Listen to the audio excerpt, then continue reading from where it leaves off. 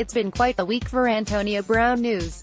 After a month of speculation regarding his future, this week brought a report of a domestic dispute in January. The police did not make an arrest, but it is safe to say the NFL will conduct some kind of investigation around it. Prior to TMZ first reporting the incident, multiple media outlets offered up predictions for Antonio Brown's future. ESPN had 10 bold predictions, and NFL.com had 9 headlines from the future. Both involved Brown ending up with the San Francisco 49ers this coming season. ESPN's Dan Graziano predicted that Brown would lead the NFL in receptions this season with the 49ers. The odds strongly favor Pittsburgh trading Brown this offseason. Releasing him would allow a conference rival like Baltimore or New England to get him, and that's not in the Steelers' interests at all. So shipping him off to an NFC West team makes more sense. San Francisco has the cap space to give Brown a new contract if he wants one, and there's no doubt Brown knows all about what Julio Jones did in Atlanta 2 years ago as the No. 1 wide receiver in a Kyle Shanahan offense. Jeremy Bergman got specific on a deal, predicting the 49ers trade Marquise Goodwin and a 3rd-round pick for Brown and a conditional 6th-round pick. This offseason's number 1 drama will broadcast its season finale in the 3rd week of free agency and on the first day of the annual league meeting.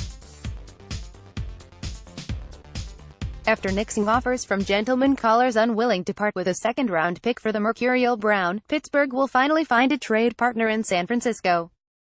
49ers GM John Lynch will aggressively offer the Steelers the 67th overall pick in 2019, which is basically a 2nd-rounder, plus the services of San Francisco's current No. 1 receiver in Goodwin, while Brown travels to the 49ers along with a 2020 conditional 6th-round pick. The 49ers wideout said just last week that he saw himself as the AB of San Francisco. With AB in San Francisco, well, Santa Clara, Goodwin's services will no longer be necessary. In fact, they'll be desired by Pittsburgh, suddenly down a wideout. My guess is Brown will not face any discipline barring something more coming out beyond this police report. But even if nothing comes of the investigation, this would seemingly impact both his trade value and the timing of getting a deal done. Interested teams might not be willing to risk the situation expanding into something more, while those that do stick around will likely try and use this as leverage for a lesser deal.